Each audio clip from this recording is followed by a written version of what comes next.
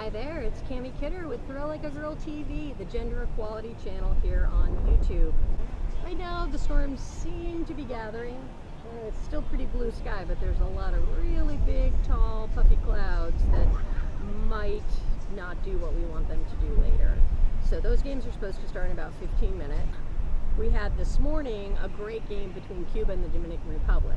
Now, Dominican has been really strong and a surprise, like everyone knows, but Cuba, which is a really interesting story, I think, they kind of send their junior team to the World Cup. Their philosophy is very different in Cuba. I had an interview with basically their minister of sport, who was an internationally famous volleyball player, and she told me that in their country, girls don't have to decide between baseball and softball, or rather they do decide. They pick one at around age 5 and they stick with it. They don't flip them back and forth. They don't force them into one or the other. It's a very different system than we have here in most countries.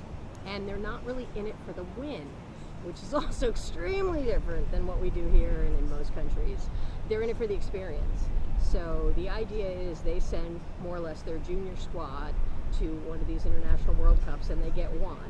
And then they're supposed to go home and teach and coach and bring up the next generation. And it's a really interesting philosophy, especially when you hear, I think Hong Kong has a player who's 42. There are several on the U.S. squad that are in their 40s. I think some of the Puerto Rican team members are older as well. And so there's a real different philosophy there. Do you stay on the team and stay as competitive as you can possibly be for as long as you can possibly be? Or do you decide that your gift to the sport is working with the next generation? Now, not everybody's coaching material, and we don't need a lot of bad, frustrated coaches that really want to be players, but it's just kind of an interesting idea that Cuba, who's a country we really don't know much about because of weird politics with our countries, and they kind of have this whole different deal that they do. They don't really come here, planning to just crush it and beat everyone. That being said, they did this morning against the Dominican Republic.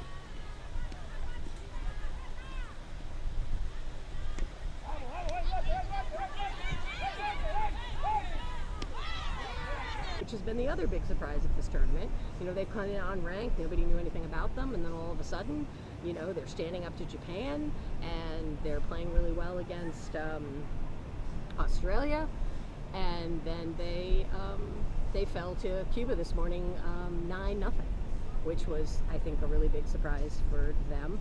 But it was a super exciting game. There was a lot of stealing and a lot of close plays, and Cuba in particular has some amazing fielders, infield and outfield. The pitching seemed to be pretty strong, and so it was just a really nice, exciting game. The score kind of belies what really went on in the game because it ended up 12-0, but it was much more interesting than that would say. And you can check it out yourself because at the WBSC YouTube channel, they have all the full games that you can stream live, or you can go back and watch, or even just pick up the highlight reel if you've got 2 or 3 minutes to spare and you want to check it out. But the other game this morning was Hong Kong versus Australia. And again, I'm not a psychiatrist, but it seems like Australia, after the loss to the Dominican Republic, came out with a full head of steam because they beat Hong Kong 24-2. They really had something, I think, to get out of their system and maybe something to prove after yesterday's loss. So, and again, with this run differential rule that affects all the teams in this tournament, nobody, I think, really wants to just unfairly run up the score on a weaker opponent, a less experienced opponent. But if that's the difference between you moving on to the super round or staying in the consolation round, you got to score all the runs you can score against the opponent that's in front of you when you can score them. So Australia 24-2 was the other morning game. I'm supposed to tell you to subscribe to the channel, to click the bell button, to follow us on social media. TLAG Movie. We're on Facebook.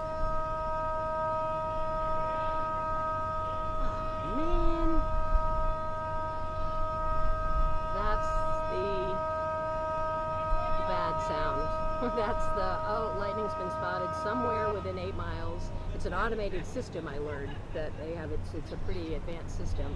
So if there's a lightning strike within 8 miles of here, you hear that, and we're on a 30-minute hold. So yes, we'll probably catch you up on tonight's games tomorrow, because of just that's how the weather is bouncing and the cookie is crumbling and such like that. So please like, subscribe, and the bell button is important because that gives you a notification when a new video is posted, which, because of various conditions and things, isn't on a regular schedule while we're here at the World Cup. So thanks so much for watching. We'll see you on the bases.